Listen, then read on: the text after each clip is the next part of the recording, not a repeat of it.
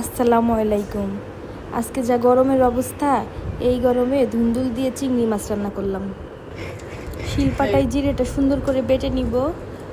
ধুন্দুলগুলো ছোট ছোট করে কেটে চিংড়ি মাছের মাথাগুলো পরিষ্কার করে নিব, যাতে মাথায় একটু ময়লা না থাকে। এই দিকটা খেয়াল রাখতে হবে। এখন আমাদের ঝিঙে আর চিংড়ি মাছ রান্না করার জন্য রেডি। প্রথমে কড়াইতে একটু তেল গরম করে নিয়ে জিরে ফোড়ন দিয়ে চিংড়িগুলো ছেড়ে দিব। একটু হলুদ, একটু লবণ দিয়ে মাছটা ভালো করে ভেজে নিব। ভাজা হয়ে গেলে পেঁয়াজ কুচি, কিছু কাঁচামরিচ কুচি দিয়ে একটু জিরে বাটা দিয়ে ভালো করে কষিয়ে নিতে হবে।